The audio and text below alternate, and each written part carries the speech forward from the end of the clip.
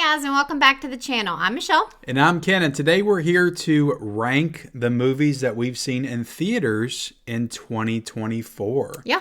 I was actually surprised to see that we've only seen 9 theater or movies together.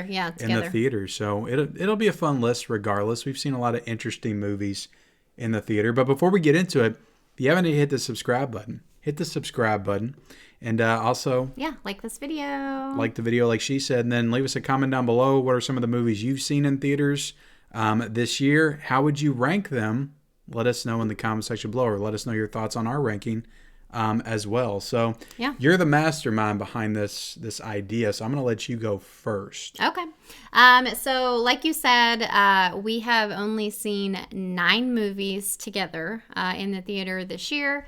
And so a good mix of independent film and also like big budget films, I noticed. So I think we spread out our money good. I think that is a fair assessment. But so coming in at number 9 for me is Ghostbusters Frozen Empire. Oh wow, number 9, huh? Yeah, I was pretty disappointed with this one. Okay. It just was very underwhelming for me. When it comes to a Ghostbusters movie, I feel like there's a lot of, really good potential, You got the first 2. But, they're great. But yeah, this one was just very underwhelming. The villain was, very lacking, and I just remember being just disappointed. So yeah, number 9. Okay.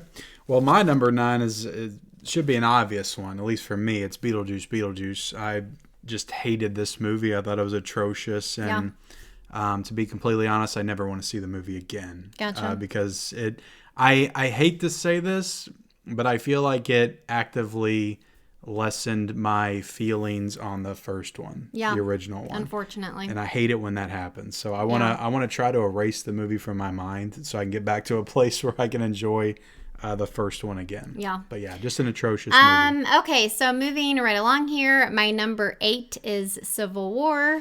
This was one that I was looking forward to. I mean, I knew that it was going to be, kind of like a dark subject. Directed by Alex Garland. So. And it's not that it wasn't good. It just wasn't quite what I thought it was going to be. It didn't have like too much of a story, I feel like. No. It didn't have a lot of like substance. Yeah, I get that. Totally get it.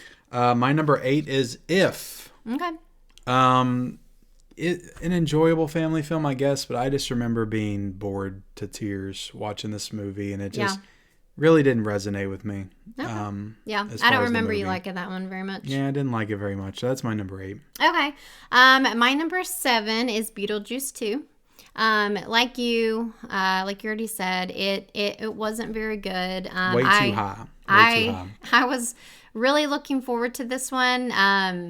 I knew it wasn't gonna, match up to the original by any means, but I did think that this one could have been fun, and it just went for it in all the wrong ways. Went off a cliff very quickly. And again, like you mentioned, it did kind of like less than the first one for me. It just kind of like rubbed me off of the Beetlejuice.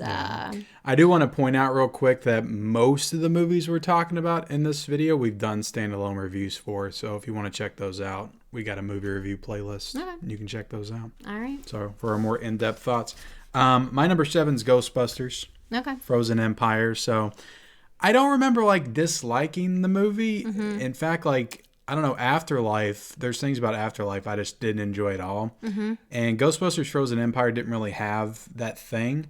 I just thought it was very bland and just kind of mediocre and very forgettable. Like, I just don't even remember hardly anything about it. And it's not one that I really care to ever return to either. So, that's number 7. All right, let's see here. Number 6 is Strange Darling. Okay. This was was low for Strange Darling. In your opinion. Okay. In your opinion, I didn't love this one. This one definitely got a lot of hype, even though it was like an independent film. People were, I feel like, going crazy for it. I didn't really think it was all that original. I felt like it was very evident what they were trying to do very early on. And it was just definitely one of those like artsy, like it was all about the aesthetic, I feel like, of this movie. Other than that, I don't feel like it was really doing anything groundbreaking. So that's my opinion. That's fair. My number 6 is Civil War. I feel like this one could like move up for me if I rewatch it. I just bought the 4K of it, but to me, it's Alex Garland's weakest film of the ones that he's directed. I liked Men. We both liked Men. We actually reviewed that on the channel, but I don't know. It was just too ambiguous, and it's like you said, like there was no story. You didn't even really know what was going on. Just like following random characters, and I didn't really understand like who I was supposed to care about or root for, or why I was supposed to care about them. So I don't know. It just didn't work for me on that front. Yeah, so. It was kind of like being a fly on the wall, Yeah, it was a beautiful movie though, and it was cool to watch it in the theaters. Like it had a good like look to it, so I can say that about it. Lots positive. Of like disturbing scenes as well. So I want to rewatch it, see how I feel about it. Okay, my number 5 is Inside Out 2. Okay. Again, this was one that, it wasn't as good as the first Inside Out, but it was still, pretty good. I had wished, like you said, we have done a review for this one. I had wished that they would have covered a little bit more like teenager-esque or preteen-esque topics, I guess. This movie was just like very focused on a weekend for Riley, and it just didn't like check all those boxes that I was like really looking forward to as far as like emotions go and just like handling situations in this time frame of your life. But other than that, it was still pretty. Yeah, I mean, it did tap into, anxiety and all that stuff, I would say, fairly well. But I'll go ahead and say my number 5 is also Inside Out 2. Oh, okay. All right. So we're right there on the same page. Yeah. But I enjoyed this one. It's not as good as the first one, for sure. But I thought it was well done. It was one of the better Pixar sequels in a while, I feel like. Yeah, for me, I want it more like situations. I don't know. I feel like there weren't like any, we had the anxiety or whatever, but I don't know. I just feel like I just didn't like how they sent her off to this like hockey camp for the weekend. Yeah. And it's like, I think I would have rather seen her like go through some daily maybe that's Inside Out 3. Just some, normal days and just like, I don't know. I like the aspect of, you having your friends and then you trying to fit in with other people to make new friends and leaving your old friends behind, because that's something that happens often, when you're a teenager and you're transitioning. So I like the way they handled that. But yeah, well done movie. Good Pixar film. Okay, so my number 4 is If. Okay. I personally enjoyed this one quite a bit. It definitely got me in my feels. There was something about it that was just very like, what's the word? Melancholy?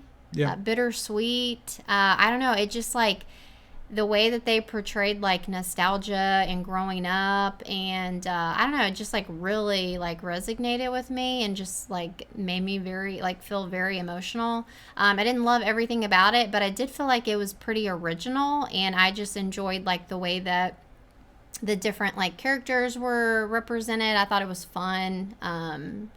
And just adding that like real life with animated, type of thing gave me kind of like Roger Rabbit feels and stuff like that. So yeah, I enjoyed it.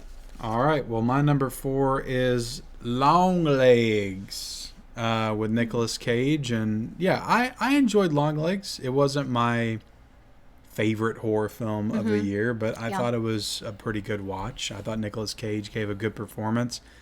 A little over the top in some scenes and sequences, but overall, like, I like the 90s like vibe and aesthetic, and I like some of the things that it does towards the end. I know it turns some people off the direction it goes in. Yeah. Just don't go into this movie thinking it's like Silence of the Lambs 2.0, because that's not exactly what it is. Mm-hmm. But if you can get into what it is, I think you'll enjoy it. So yeah, I liked Longlegs. Yeah. That's my number 4. Well, my number 3 is Longlegs. Okay. This movie, it wasn't the scariest movie ever. No, yeah, a little bit too hyped up. Wasn't even the scariest movie of the year. Sorry, Longlegs, but Yeah, I enjoyed it. I'm like really into true crime stuff, so it was definitely like in that realm. But then, like you said, the like the like second half of the movie, or like even we'll say the third act. The third act. That's the professional way to phrase it. Yeah, there we go. It just like really like added this whole other layer to it that was different, but also not. But I really dug it, and it just makes you feel all the weird feels. So it was a good movie. Another one I'm excited to revisit at some point. So my number 3 is Immaculate. I like how you well, I can see through the paper. It's Immaculate. Okay. This was my favorite horror movie of the year for a while. Yeah. And there has been some others that have taken its spot, so it's moved down the list. But I still enjoy Immaculate. I thought it was a very well done, religious horror film that kind of treaded into some Rosemary's Baby territory as well, which I enjoyed. And just a really done movie, just a really well done supernatural horror film. And Sydney Sweeney I thought was great in the movie. And Immaculate. That's my number 3. So my number 2 is Twisters. Okay. Twisters. This one was a lot of fun. I enjoyed it. I felt like, I don't know. I felt like that they were, this was like the year of sequels or long-awaited sequels. Yeah. And I guess I can go ahead and say it too. My number 2 is also Twisters. Okay. So we're on the same page again. Yeah, this one I just feel like when you're like trying to, again, like Beetlejuice, and when you're trying to do another one of these like kind of iconic movies, Twister is another one of those like classic iconic movies, at least for those who grew up with it, I guess. And I just felt like Twisters was I feel like they did it right. I feel like it was able to adequately show, tornadoes without being like too CGI and just look stupid. And no, they did a good job for sure. I feel like the story was good. And it also, I think the thing they did that was very smart was they made it stand on its own. Yeah. Like it doesn't have any of the baggage of the first one. Like there's nobody's like the daughter of this character, the son of this character. Like everybody's new and fresh, and it's a brand new storyline. It's supposed to still exist in that world, right? Because we have Dorothy. The Dorothy machine's still around. They're still trying to get that thing up into the Twister, but just a fun movie. It's got fun characters. Personally, like I thought the look of the tornadoes was not as good as the original, which to me is like kind of no excuse because it's like 30 years later, so it should look better. Right. I don't know. It just looked. My only issue was everything looked really messy. Like all the tornadoes just looked messy. It was just like we were in like a windstorm the whole time, and you couldn't really ever. Tornadoes looked messy. Interesting. You didn't ever like feel. Have you ever met a neat tornado? I just like the look of them in the first one. They reminded me more of like the real life footage that you would get. Yeah. Of tornadoes. Yeah. But I think the idea behind this movie was tornadoes were getting stronger and they were getting more unpredictable, more messy. Yeah. Themselves. So I think that's why they tornadoes. Portray it that way. It was just like a mess of. I know what you mean. Smoke and. Winds and just a bunch of crap blowing around. You had fire tornadoes in there at one point. Yeah. But I enjoyed Twisters. I thought it was a really good movie. Yeah, it was also a really good like theater experience. It was. I would say it was probably the best theater experience I had all year. I just feel like nothing went wrong in it. And even like for a long time, like not even this year, just like in general. Well, we went to a different theater to see it, and we should probably just always go to that theater now because it was the best theater that we've been to all year. Okay, so you did your 2. Okay, so my number 1 is Immaculate. Okay. I really enjoyed it. I get tired of the religious type horror movies. I feel like there's just a bajillion of them, and they all just kind of feel the same. Yeah. And I don't know. I just really enjoyed this one. I thought that it was just like really well done, and it just didn't feel, generic and like you said, Sydney Sweeney felt a little bit more artsy. Yeah, Sydney Sweeney was really good in it. And even though the theater experience for me was not that great, because at the end I pretty much had like the beginnings of a panic attack.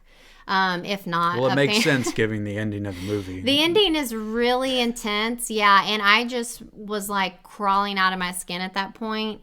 But I know that like if we watched it again at home, I'd be good. But it's definitely an intense scene that feels like it goes on for a while. In that moment, to me, it felt like it did. But I really enjoyed it. I thought it was a really solid horror nun. And it's an interesting film. Like, it has twists. It has things that happen that kind of defy the tropes of that genre. Some stuff you wouldn't expect happen in the movie. So my number one is Strange Darling. I just thought that this was like the best film that I saw in the theaters this year. And it's an interesting movie, and it's one that hasn't really left my mind. It's like that breakfast scene. Just, I think about it all the time. There's just things about the movie that are like in my brain, and it's like I need to rewatch the movie again.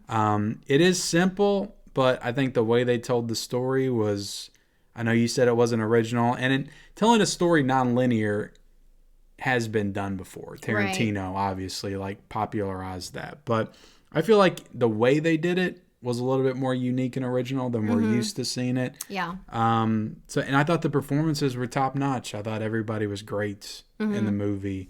I like Strange Darling. It's not my favorite movie of the year, but of the movies that we saw in the theaters, which this is what the list is, I think it's the best film that we saw in the theaters this year. So that's my number one. All right, there you go. Yeah, I still can't believe we only saw 9. I know we were our relationship with the theaters was a little rocky this year. We made that video about our theatrical. I mean, honestly, though, I feel like that's still pretty good, though, considering. It is. I'd say it's still kind of above the regular average, but maybe we'll shoot to see a few more movies in the theaters and 2025, but we're probably done for this year. Yeah, probably so. But thank you all for watching this video. Hit the subscribe button if you haven't already. Hit the like button, and then follow us on our social media accounts down below. Leave us a comment if you would. Be so kind. Thank you so much, and we'll see you next time. Bye.